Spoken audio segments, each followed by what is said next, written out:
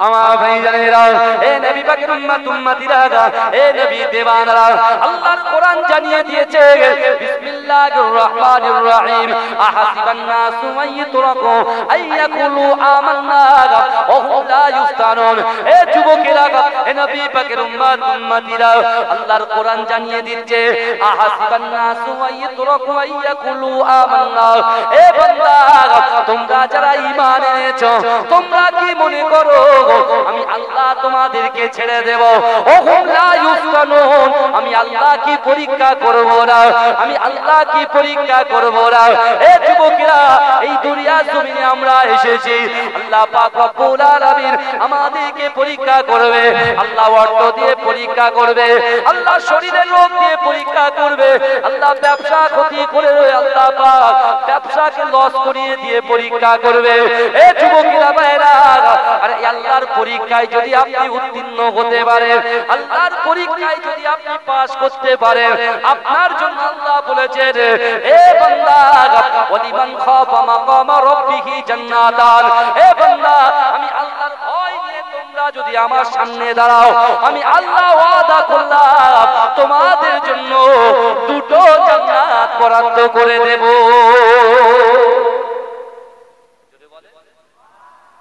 একটা জিনিস খুব গভীরভাবে চিন্তা করুন, আল্লাহর ওয়াদা তো সত্য, আল্লাহর ওয়াদা সত্য। তো যদি আপনি না মানেন, আপনি তো বেঈমান হয়ে মরবেন, ঈমান হারা হয়ে মরবেন। আমার রাসূলুল্লাহর ওয়াদা সত্য, এর প্রতি আমরা ঈমান এনেছি। কিন্তু আল্লাহ কি বলছেন? আহাসিবান নাসু আইয়ুতরাকু আইয়াকুলু আমান্না।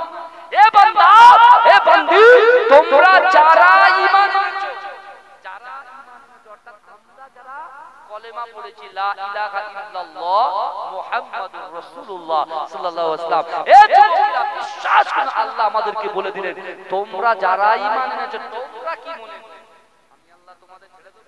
আমরা বলি না যা যা যা গান করে দিবি, চলে আয়, এই নামাজ পড়া যা যা যা, ডিস্টার্ব করিস বলি।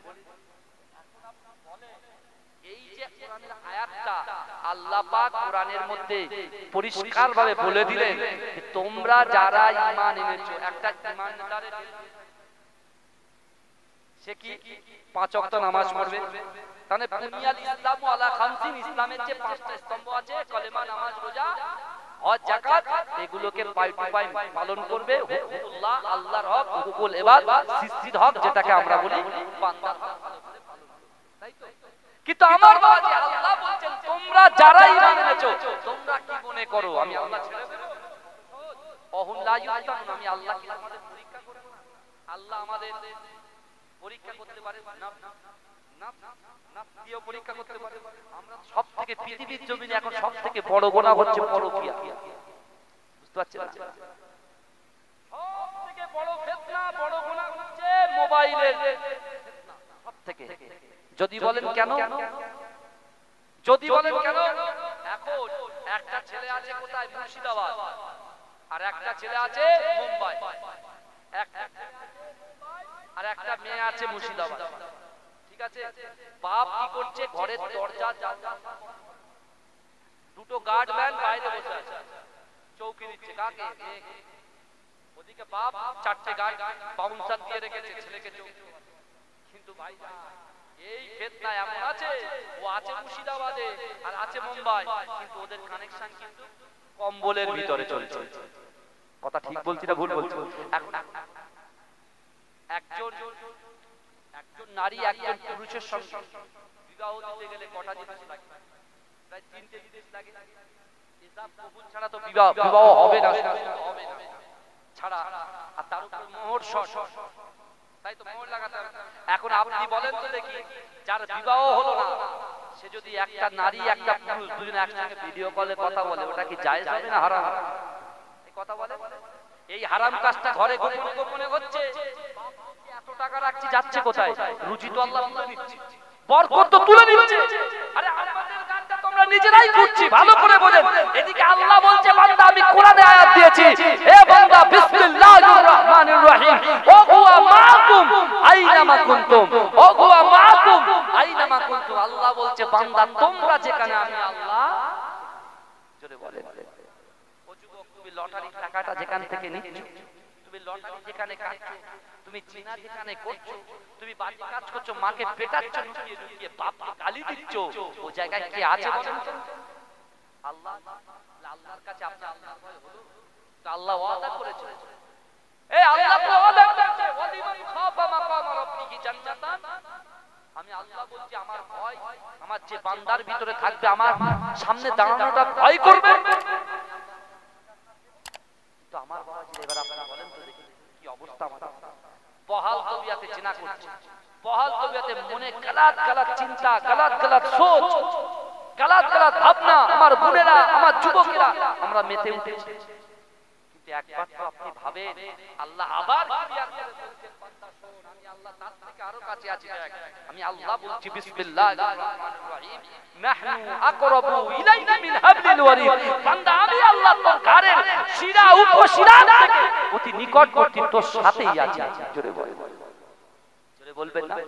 আমার মাটা যখন কিচেন রুমে রান্না করে, আমার যখন কিচেন রুমে রান্না করে, রান্না করে, এরা মনে মনে ভাবে দুপুর বেলা স্বামী থাকে না, কাজে চলে যায়, সন্তানগুলো স্কুলে চলে যায়, মনে ভাবে যদি কেউ আসে, যদি কেউ আসে। আল্লাহ বলছে বান্দি কোরআনটাকে পড়, কোরআনের মানেগুলো বোঝার চেষ্টা কর, তুই একা নস, কে তোকে ক্ষতি করবে? আল্লাহ বলছি তো তোর সাথে আমি আছি। জোরে বলি, আমার বাবাজি মাঠে খাটে কষ্ট করে, মুখার রৌদ্রের মাঝখানে একা যখন ওই মাঠে যাপন করে, যুবকেরা, আমার এই বাপটা, আমার এই চাচাটা, আমার ওই যুবকটা, আমার ওই মুরব্বী বাবাজিটার মনের ভিতরে ভয় ঢুকে যায়, আমি একা আছি, না জানি বিদ্যুৎ চমকাচ্ছে কি হবে, না জানি ঝড় উঠে গেছে কি হবে। আল্লাহ বলছে বান্দা তুই ঘাবড়াস না, তুই কোরআনের সাথে বন্ধুত্ব কর, কোরআনকে বুকে টেনে নে, কোরআনটা তেলাওয়াত করার চেষ্টা কর।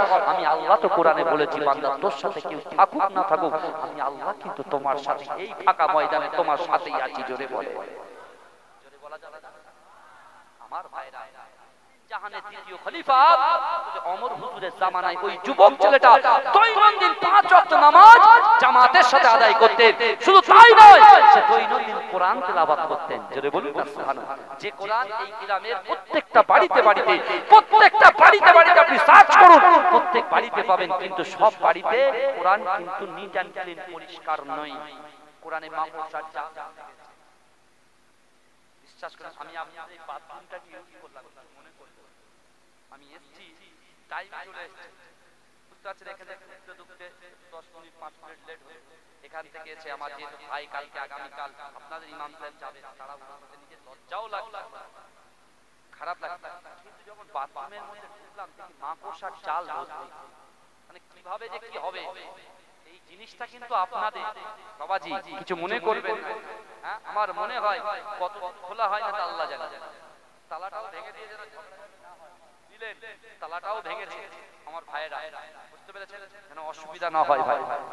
কিন্তু বিশ্বাস আপনি চিন্তা করুন, একবার ভাবুন, আমরা যে জিনিসটা ইউজ না করি সেই জিনিসটার অবস্থাটা কি হয়। আপনি দেখবেন আপনার সুন্দর টাইলস বসিয়েছেন, এক সপ্তাহ ঝাড় দেবেন না তো ঘরটা, দেখবেন কি হবে, ময়লা পড়ে যাবে। কিন্তু পরিষ্কার ইমানের একটা অঙ্গ, কথা ঠিক না? হ্যাঁ, তাহলে সব জিনিসগুলো পরিপাটি পরিষ্কার পরিচ্ছন্ন করতে হবে। এটা করলে কি হবে? আল্লাহ খুশি হবে, রাসূল খুশি হবে। জোরে বলুন সুবহানাল্লাহ। আমার ভাইরা, ওই ওমর হুজুরের জামানায় ওই যুবক ছেলেটা যেমন কোরআন তেলাওয়াত করতেন এবং একটা টাইম নির্ধারিত করেছেন তার পিতামাতার সাথে সময় দেওয়ার জন্য। জোরে বলুন, জোরে বলা যাবে না? এখন আল্লাহ বলছেন অহুম লা ইফতানুন, আমি আল্লাহ পরীক্ষা করব। এবার কার কখন কোন মুহূর্তে পরীক্ষা হবে আমরা কি কেউ বলতে পারবো? বলতে পারবো না বাবাজি। তখন ছেলেটা দৈনন্দিন মাথায় টুপি, সুন্দর জুব্বা পরে বাড়ি থেকে যখনই মসজিদে নববীতে আজান হয় ফজরের, ওই যুবক ছেলেটা বাড়ি থেকে আস্তে আস্তে হাঁটতে হাঁটতে হাঁটতে হাঁটতে পুরো মসজিদে নববী পর্যন্ত পৌঁছে যায়। জোরে বলুন। বিশ্বনবী রাসূলুল্লাহ সাহাবা আমির হযরত ওমর হুজুর কি করলেন? তিনি ইমামতির জায়গায় দাঁড়ালেন। পিছনে নামাজ যখন কায়েম হয়ে গেল, শুরু হয়ে গেল, নামাজ শেষ করে আমিরুল মুমিনিন হযরত ওমর হুজুর সেই যুবকটার দিকে পিছনে তাকিয়ে তাকিয়ে মুচকে মুচকে হাসতেন। জোরে বলুন সুবহানাল্লাহ। জোরে বলা যাবে না? এরকম দৈনন্দিন হচ্ছে, কিন্তু ভাইজান পরীক্ষা শুরু হয়ে গেছে। একজন নারী, একজন ব্যভিচারিণী নারী, ঠিক এই তার বাড়ি এবং মসজিদে নববীর মিডিলে রাস্তার ধারে দাঁড়িয়ে দাঁড়িয়ে সেই মহিলাটার দিমাগের ভিতরে একটা খারাপ চিন্তা চলে এসেছে যে সেই ছেলেটা এত সুন্দর দেখতে, তার প্রতি আকৃষ্ট হয়ে গেছে, তার প্রতি আকৃষ্ট হয়েছে, বাজে নজর দেখতে। ভাই আমাদের নজর কিন্তু শয়তানের থেকেও খারাপ। মানুষের নজরটা এটাকে ভালো নজর ঠিক আছে, খারাপ নজর শয়তানের নজরের থেকেও খারাপ, এটা মাথায় রাখবেন। বিশ্বাস করুন, আমরা গুনাহ করি কিন্তু গুনাহ করে তার রিয়েলাইজ করি না, আত্মসমালোচনা করি না। আমরা নিজেকে গুনাহ করে ভাবি না যে আমি গুনাহ করে এসেছি, এই গুনাহ কি হবে।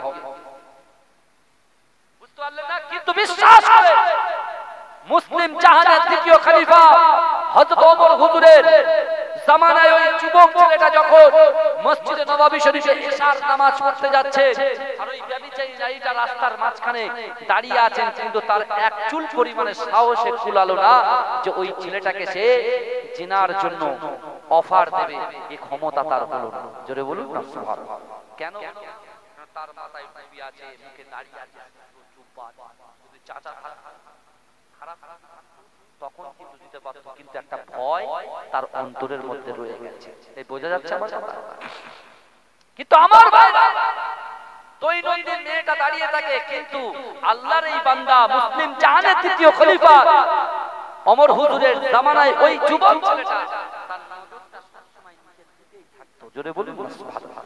পাশে কে আছে না, কিন্তু মেয়ের নজরটা কিন্তু ছেলেটার দিকে থাকতো। আমার ভাইজানেরা, এ নবী পাকের উম্মত উম্মতিরা, এ নবী দিওয়ানারা, একটু ভালো করে বোঝার চেষ্টা করে এ আমার যুবকেরা। আল্লাহর কোরআন বলছে বান্দা ওহুম লা ইফতানুন, আমি আল্লাহ পরীক্ষা করব। এ যুবকেরা, এ নবী পাকের উম্মত উম্মতিরা, আমার আল্লাহ বলছে বান্দি আমি পরীক্ষা নেব। এ আমার ভাইজানেরা, নিজের নফসটাকে কন্ট্রোল করতে হবে। নিজের নফসকে যে কন্ট্রোল করতে পারলো না, তার ইবাদত বন্দেগী করতে কিন্তু অসুবিধা হবে। আর যার নফসটাকে সে কন্ট্রোল করতে পারবে, এ যুবকেরা, আল্লাহর দরবারে তড়ো তাড়াতাড়ি তার ইবাদত আল্লাহর দরবারে পৌঁছে যাবে। এ আমার ভাইজানেরা, এ নবী পাকের উম্মত উম্মতিরা, ওই সময় ওই ব্যভিচারী নারীটা এরকম ভাবে রাস্তার সামনে দাঁড়িয়ে আছে। অনেকক্ষণ হয়ে যায়, ওই ছেলেটার দিকে তাকায়, কিন্তু আল্লাহর বান্দা সেই মেয়েটার দিকে তাকায় না। এ যুবকেরা, হঠাৎ করে মহিলাটা বাড়িতে চলে যায়, মনে মনে চিন্তা করে রাতে ঘুম আসে না। তার বাড়িতে একটা বৃদ্ধা খাদেমা ছিল। এ যুবকেরা, ওই মেয়েটা বৃদ্ধা খাদেমাকে বলতে লাগলেন, আপনি কি জানেন একটা ছেলে আমাকে পাগল করে দিয়েছে, একটা ছেলে আমার দিমাগকে শেষ করে দিয়েছে। ওই খাদেমা জিজ্ঞাসা করলো, জান আপনি বলেন কি হয়েছে? বলছেন না না না, দৈনন্দিন এই রাস্তা দিয়ে মসজিদে নববী শরীফে একটা ছেলে নামাজ পড়তে যায়, এত সুন্দর তার রূপ চেহারা, আমার মনে মনে হয় তার সঙ্গে আমি একটা দিন কাটাবো। না না না, কিন্তু কোনো ক্রমে তাকে আমি বলতে পারছি না। এ যুবকেরা, ওই বৃদ্ধা রমণী বলেছিল, না না না, তুমি চিন্তা করো না, বাড়িতে থাকো, ওই ছেলেটার ব্যবস্থা আমি তোমার জন্য করে দেব। এ যুবকেরা, আমার আল্লাহ সব কিছু আসমান থেকে দেখে। এ যুবকেরা, এ নবী পাকের উম্মত উম্মতিরা, আমার আল্লাহ পাক রব্বুল আলামিন সব কিছু লক্ষ্য রাখে বান্দা কোথায় কি করে। এ যুবকেরা, এ নবী পাকের উম্মত উম্মতিরা, ওই আল্লাহর বান্দা নামাজে চলে যায়। নামাজে চলে যাবার পরে ওই বান্দার নামাজ যখন শেষ হয়ে যায়, মসজিদে নববী শরীফে আল্লাহর কোরআন তেলাওয়াত করে। ও যুবকেরা, ও নবী পাকের উম্মত উম্মতিরা, কোরআনের আয়াত তেলাওয়াত করতে করতে, সূরা রহমান পাঠ করতে করতে আল্লাহ পাকের কোরআনের আয়াতটা সে যখন আসলো, ওয়ালিমান খাফা মাকামা রাব্বিহি জান্নাতান, না না না, আল্লাহ ঘোষণা দিয়েছে বান্দা বান্দীরে, আমি আল্লাহর ভয় নিয়ে যদি তোমরা কিয়ামতের মাঠে দাঁড়াতে পারো, আল্লাহর ভয় নিয়ে যদি আসতে পারো, আমি আল্লাহ পাক তোমাদেরকে দুটো জান্নাত দিয়ে দেব।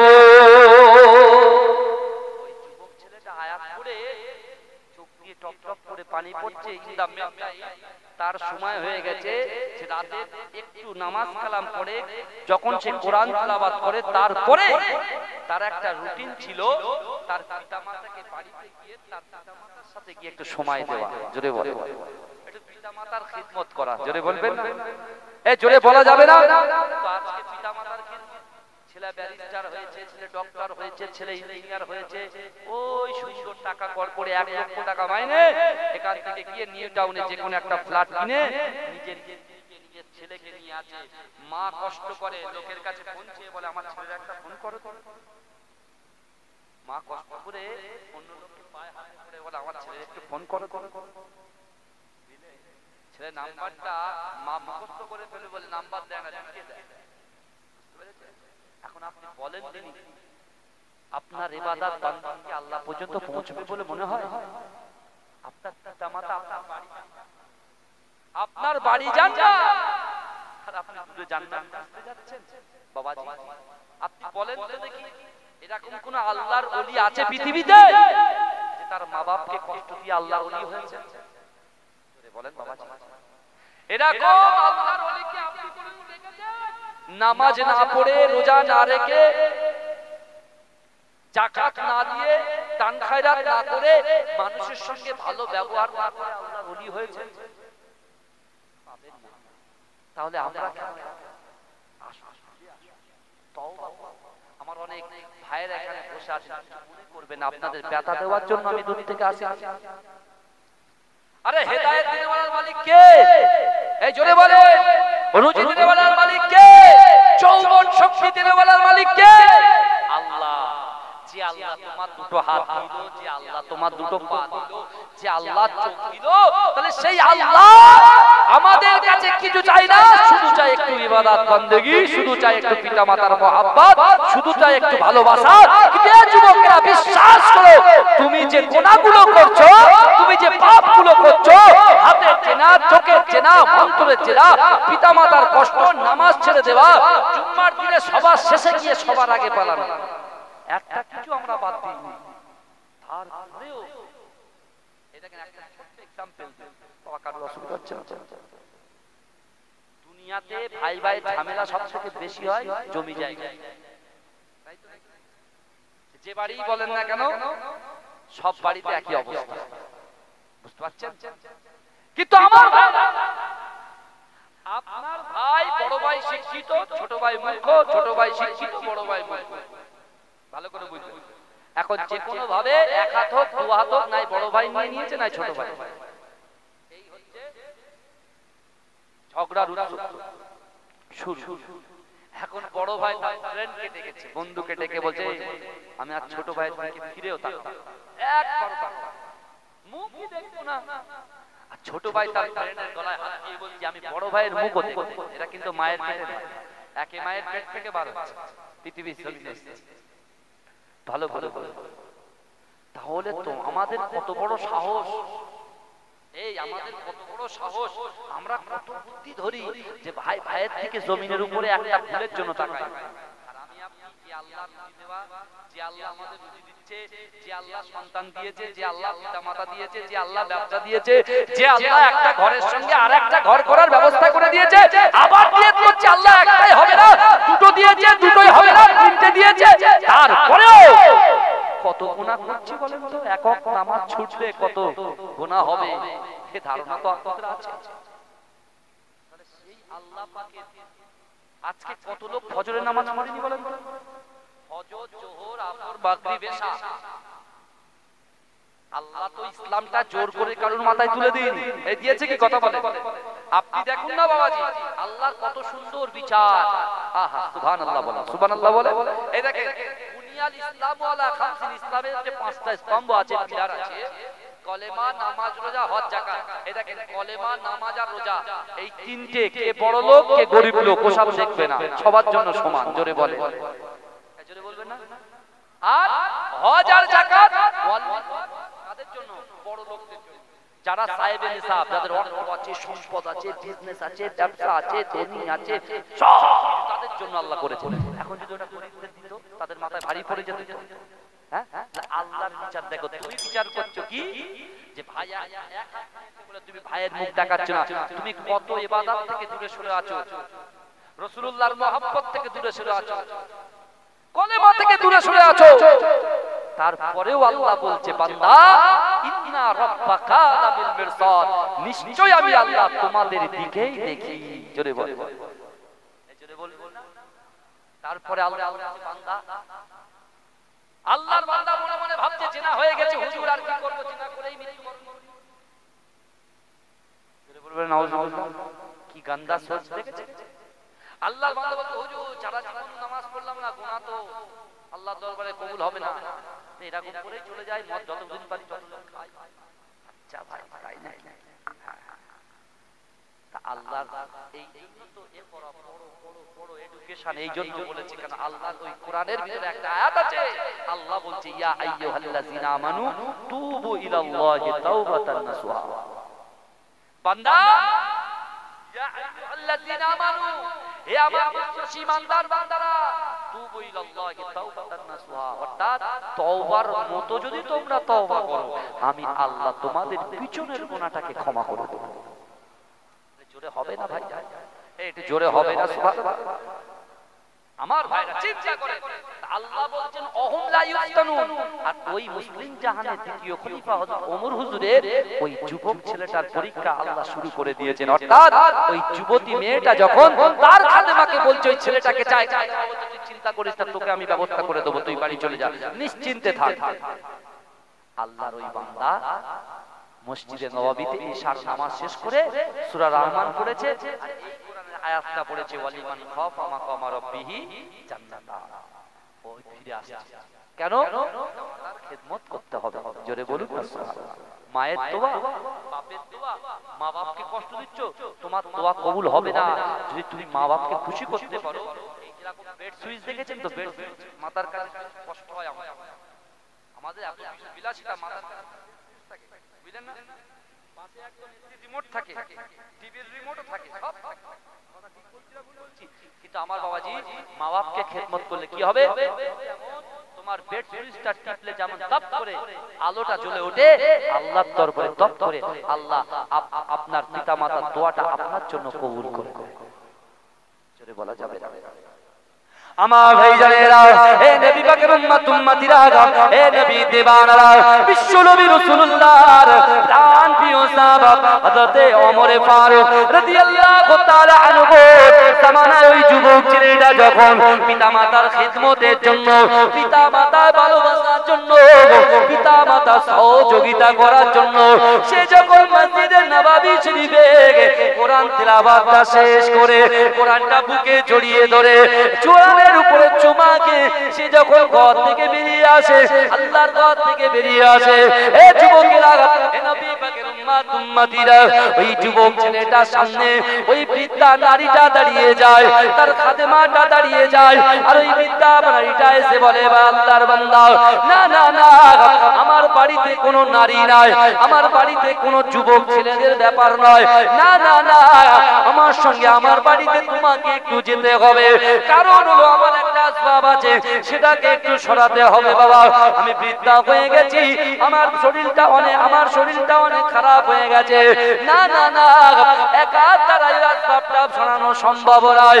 এ যুবকেরা, আল্লাহর বান্দার ভিতরে কোনো বাজে চিন্তা ভাবনা কিছুই নাই, না না না, একজন বৃদ্ধা নারী বলেছে আল্লাহর বান্দা তার ডাকে সাড়া দিয়ে সে যখন ঘরের ভিতরে প্রবেশ করেছে, এ যুবকেরা, ওই বৃদ্ধা নারীটা ঘরের বাইরে থেকে দরজাটা লক করে দিয়েছে, যেই না লক করে দিয়েছে, আল্লাহর বান্দা যখন ঘরের ভিতরে ঢুকে গেছে, এ যুবকেরা, এ নবী পাকের উম্মত উম্মতিরা চোখটা বন্ধ করে আছে, আল্লাহ আল্লাহ জিকির করতে লাগলেন। এ যুবকেরা, ওই সময়তে ওই যুবকটা বুঝতে পারলেন না না কোনো বেগুনাহ নারী এই ঘরের ভিতরে আছে, সে চিন্তা করতে করতে আল্লাহর ভয় খাউফে ইলাইকাকে বলে, যুবক, আমি আপনি আমরা ভিডিও কলিং এ কালার কালার পিকচার দেখি, কালার কালার স্বপ্ন দেখি, কালার কালার চিন্তা ভাবনা করি, আমি আপনি আমরা লটারির দোকানে গিয়ে হালাল টাকা দিয়ে হারাম কিছু কিনি। এ যুবকেরা, একটা বারের জন্য চিন্তা করো, আল্লাহর ভয় কিন্তু কাজ করে না। কিন্তু ওই যুবক ছেলেটার ঘরের ভিতরে সে মনে মনে চিন্তা করছে, না না না, এই ঘরের দরজা বন্ধ, জানালা বন্ধ, কেউ কিন্তু আমাদের সঙ্গে নয়, একজন নারী আর আমি আছি, ছেলেটার জামানা, ছেলেটার সামনে আল্লাহর ওই কোরআনের আয়াত আয়াতটা ফুটে ওঠে, ওয়ালিমান খাফা মাকামা রাব্বিহি জান্নাতান। এ যুবকেরা, এ নবী পাকের উম্মতিরা, ওই যুবক ছেলেটা এই কোরআনের আয়াত পড়তে পড়তে ঘরের ভিতরে বেহুশ হয়ে পড়ে গেছে। বেহুশ হয়ে পড়ে গেছে, ওই ব্যভিচারিণী নারীটা ঘরের দরজা জোরে জোরে আঘাত করে, আর এমন করে বিদ্যা নারীটা ঘরের দরজা যখন খুলে দিয়েছে, এ যুবকেরা, ওই যুবতী নারীটা বলল, না না, এই ছেলে হয়তো মারা গিয়েছে, ইন্তেকাল হয়ে গেছে। বিদ্যা রমণীটা বলছে, তুমি চিন্তা করো না, ঘাবড়ো না, তুমি হাত ধরো, আমি পা ধরি, একে টেনে টেনে একটা গন্ধনালা যুক্ত জায়গায় ফেলে দিয়ে আসি, কেউ তো বুঝতে পারবে না। এ যুবকেরা, আল্লাহর ওই বান্দা ওই যুবক ছেলেটাকে এমন করে একজন হাত ধরে পা ধরে এমন করে একটা ডাটি জায়গায়, খারাপ জায়গায় ফেলে দিলেন। কিন্তু আমার ভাইজানেরা, মা কি জিনিস, বাপ কি জিনিস, বাপ যখন দেখতে পাচ্ছে সন্তান আসে না, মা যখন দেখতে পাচ্ছে মসজিদে নববী শরীফ থেকে আমার সন্তানটা বাড়ি আসে না, এ যুবকেরা, মা তখন বাপকে বলছে, আপনি যান যান, আমার সন্তানটার কোনো বিপদ হলো নাকি, বিপদ হলো নাকি। এ যুবকেরা, আমার আল্লাহ কি না পারে, আমার আল্লাহ আমিরকে আল্লাহ গরিব বানিয়ে দিতে পারে, গরিবকে আমির বানিয়ে দিতে পারে। এ যুবকেরা, আমার আল্লাহ পাক তার বান্দার দিলের ভিতরে আল্লাহর ভয়, রাসূলুল্লাহর মুহাব্বত যদি লাগে, আমার আল্লাহ পাক ওই বান্দা বান্দির বড় বড় গুনাহ থেকে আমার আল্লাহ বাঁচিয়েও দিতে পারে। জোরে বলবেন না, এই জোরে বলবেন না। চিন্তা করে বাপ ছেলের জন্য, বাপ যখন ছুটছে দেখতে পাচ্ছে যেখানে মানুষ নোংরা ফেলে, সেরকম একটা জায়গায় তার এই সুন্দর সবল ছেলেটার কি যেন গিয়ে দেখছে ছেলে বেহুশ অবস্থা আছে, বাপ গিয়ে পানি ছিটালো, ছেলের চোখটা খুললো। বাপ কাউকে একটু শব্দ না করে, কারণ একটা যদি কোনো বাড়ি ঝামেলা হয়েছে, এই কথাটা নিয়ে গ্রামের পাড়ার যে কটা চায় সব জায়গায় সমালোচনা ঝড় ওঠে, কথা ঠিক না বলবো? যার ক্ষতি হয় সেই বোঝে, কথা ঠিক না বলবো? আমার বাড়ির আমার মেয়ের সমস্যা হয়েছে, আর সেই সমস্যাটা নিয়ে কোনো উলফাল সমস্যা, আর এই সমস্যা নিয়ে শুধু গ্রামে এই চর্চাই চলছে। নামাজটা তোমার জন্য ফরজ, তোমার চর্চা করার কথা আপনার জন্য ফরজ নয়, ঠিক না বল? আল গীবাতু আশাদ্দু মিনাল জিনা, পরচর্চা পরনিন্দায় মেজাজ। কিন্তু আমার ভাইরা ভালো করে বোঝার চেষ্টা করে, ওই যুবক ছেলেটা তার আব্বা যা ছেলেটার হাতে করে তুলে বাড়ি নিয়ে এসে ছেলেকে জিজ্ঞাসা করছে, মা তো কেঁদে পাগল হয়ে যাচ্ছে, বল তোমার কি হয়েছে বাবা? তখন ওই যুবক ছেলেটা বাপ মার সাথে এই পুরো ঘটনাটা শেয়ার করছে। বলতে বলতে ওই টাইমে তার দিলের ভিতরে ওই ঘরের কথাটা মনে পড়ছে, যে ঘরের ভিতরে কেউ ছিল না। ওই ছেলেটা কান খুলেছে, আল্লাহ বলছে, অহুয়া মাকুম আইনামা কুনতুম, বান্দা তোমরা যেখানে আমি আল্লাহ সেখানে। ওই ছেলেটা ভাবছে যে আল্লাহ আমার সাথে আছে, জিনা করা যাবে না। আবার আল্লাহ বলেছে, যদি আমার ভয় তোমার অন্তরে থাকে, এই ভয় নিয়ে যদি তুমি কবরে আসতে পারো, আমি আল্লাহ কটা জান্নাত দেব? দুটো। দুনিয়াতে একটু কষ্ট পাবো, দুনিয়াতে কষ্ট করলে আখিরাতে জান্নাত আমাদের জন্য নিশ্চিত, কথা ঠিক না বলবো? আচ্ছা, আমরা বডিকে সুন্দরভাবে চেকআপ করছি, আত্মাকে চেকআপ করছি ভাই, করি তো? কিন্তু প্রথমেই তো আমি বলেছি, বডি একটা মানুষের অস্তিত্ব দুটো জিনিস দ্বারা, একটা হচ্ছে বডি, একটা হচ্ছে আত্মা। এই আত্মা আর বডির ভিতর থেকে যদি আত্মাটা বেরিয়ে যায়, বডির আর কোনো দাম থাকবে? দাম থাকবে? তাহলে এত পালিশ, এত ঠোঁট পালিশ, এত অমুক, এত তমুক কেন? হ্যাঁ, আত্মাটা এটার খোরাকটা দেন। কারণ রাসূল বলছেন, আলা ইন্না ফিল জাসাদি মুদগাতান ইজা সালুহাত সালুহাল জাসাদু কুল্লুহু ওয়া ইজা ফাসাদাত ফাসাদাল জাসাদু কুল্লুহু। আলা ওয়াহিয়াল কাল, মানুষের শরীরের মধ্যে এমন একটা গোশতের টুকরা আছে, ওই গোশতের টুকরাটা যদি অপবিত্র হয়ে যায়, মানুষের পুরো শরীরটা অপবিত্র হয়ে যায়। আর ওই গোশতের টুকরাটা যদি পবিত্র হয়ে যায়, মানুষের পুরো শরীরটাই পবিত্র হয়ে যায়। জোরে বলুন না সুবহানাল্লাহ। এই জোরে বলা যাবে না, জোরে বলা যাবে না। তাকবীর দেন, মনে হয় ভাইজান হচ্ছে নারে তাকবীর, নারে তাকবীর, নারে তাকবীর। মাসলাকে মুজাদ্দিদ জামান, মুজাদ্দিদ জামানের হক সিলসিলা, নারে তাকবীর।